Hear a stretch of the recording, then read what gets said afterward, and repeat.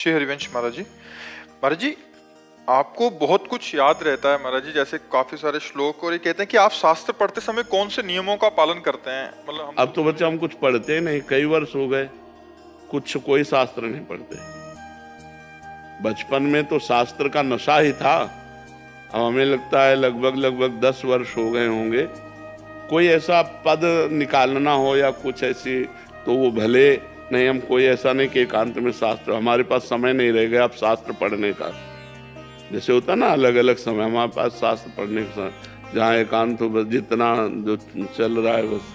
अब समय नहीं कि हम आँख खोल कर शास्त्र पढ़ें, अब हमें कोई जानकारी की जरूरत नहीं है।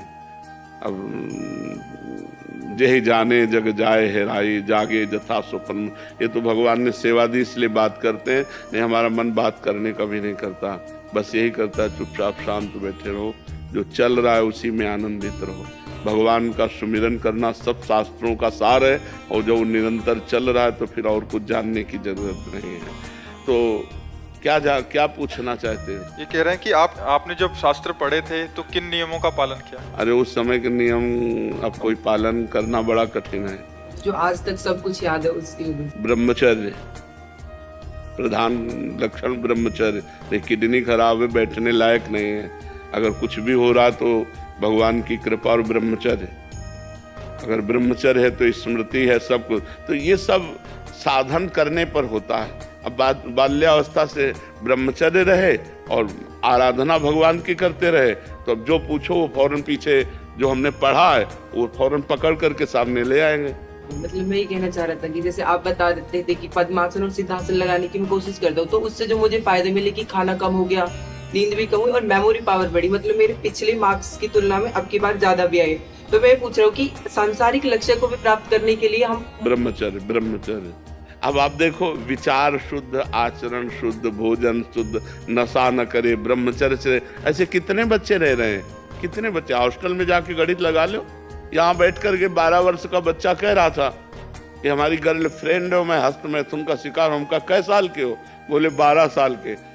अब 12 साल का बच्चा की गर्लफ्रेंड हो, हस्तमैथुन का शिकार, यही बोला था। अब आप विचार करो, 12 वर्ष ये कोई काम वाली अवस्था है? 20-22 वर्ष तक ब्रह्मचर्य रहो, इसके बाद माता पिता की अनुमति से धर्मयुक्त ब्याह करो और फिर गृहस्थी में जाओ, तब तो बात समझ में आवे।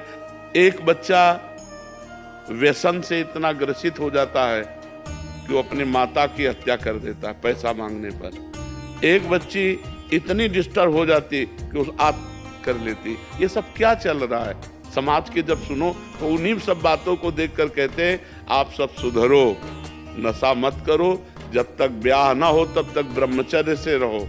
मित्रता करना पाप नहीं है, व्यभिचार करना पाप है। दोस्त बनाना पाप नहीं है, लेकिन दोस्ती में गंदगी लाना पाप है। ऐसी दोस्ती मत करो। ये दोस्ती तुम्हारे जीवन के लिए घातक होगी, तुम्हारे लिए हानिकारक होगी। देखो, जब हमारी इंद्रियां चंचल हो जाती है तब फिर वो एक जगह टिकती नहीं है। सबको ही देख लो। तो आप लोग आए हो संत समागम के लिए, तो गंदगी छोड़ो, बुरे आचरण छोड़ो। इनमें कभी शांति नहीं है, इनमें कभी सुख नहीं है। वो तात्कालिक अनुभव होता है, परिणाम उनका बड़ा हानिकारक भयानक होता है। इसलिए अच्छे बच्चे बनो, अच्छे गृहस्थ बनो, अच्छे समाज सेवी बनो, जिससे मनुष्य जीवन का लाभ प्राप्त हो। मनुष्य जीवन सूकर कुकर की तरह भोग करके नष्ट कर देना नहीं है, संयम से चलकर भगवान को प्राप्त करना है। ये मनुष्य जीवन भगवत प्रसन्नता के लिए मिला है।